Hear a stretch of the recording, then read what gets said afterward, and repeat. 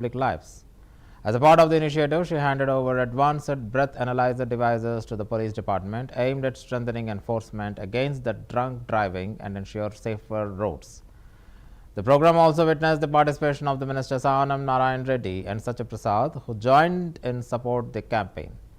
The event highlighted the government's commitment to road safety and its focus on modern technology to reduce accidents and protect citizens.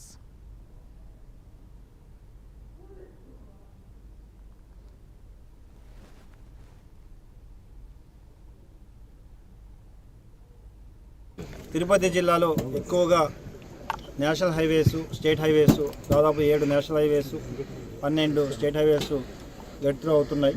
ఎక్కువగా ప్రయాణికులు, భక్తులు వచ్చి వెళ్తుంటారు కాబట్టి వారి టైం బౌండ్లో వెళ్ళడం వల్ల ఎక్కువగా యాక్సిడెంట్స్ అవుతున్నాయి. దాదాపు 500 మంది లాస్ట్ 1 ఇయర్లో యాక్సిడెంట్స్లో చనిపోవడం జరిగింది. ముఖ్యంగా ర్యాషన్ నెగ్లిజెంటు, లేదంటే డ్రంక్ అండ్ డ్రైవ్, తర్వాత రాంగ్ సైడ్ డ్రైవింగ్ చేయడం వల్ల, హెల్మెట్స్ లేకపోవడం వల్ల చనిపోతున్నారు. సో రోడ్డు భద్రతలో ముఖ్యంగా ప్రధాన ధ్యేయంగా తీసుకొని గౌరవ ముఖ్యమంత్రి గారు ప్రభుత్వం నిర్దేశించిన ఆదేశాల ప్రకారం మేము అన్ని ప్రాంతాల్లో కూడా రోడ్ సేఫ్టీ నియమాలు పాటించమని, అటు ఎడ్యుకేషను, ఇంజనీరింగు, ఎన్ఫోర్స్మెంట్ అన్నీ కూడా చేయడం జరుగుతుంది.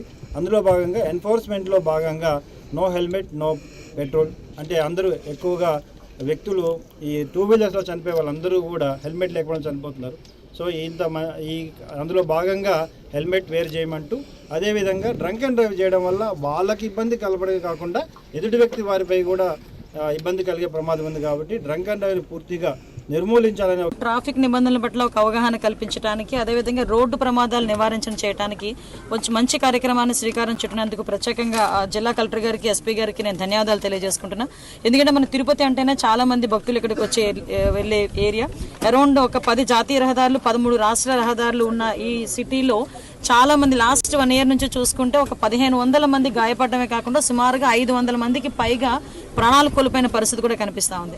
బికాజ్ ఆఫ్ చాలా మంది ఏంటంటే తిరుపతి దర్శనానికి రావడం, ఓవర్ కెపాసిటీతో రావడం, అదేవిధంగా రెస్ట్లెస్గా రావడం, నైట్ అంతా ప్రయాణం చేసి రావడం ఒక ఎత్తు అయితే, సెకండ్ అదర్గా మనం ఆలోచిస్తే చాలా ఎక్కువ మంది డంక్ అండ్ డ్రైవ్ సిచ్యువేషన్స్లో వాళ్ళు చనిపోవడం. ఇంకొకటి ఏంటంటే హెల్మెట్ లేకుండా 2 వీలర్స్ చాలా మంది చనిపోయిన పరిస్థితి కూడా, హెల్మెట్ లేకుండా చనిపోయిన పరిస్థితి.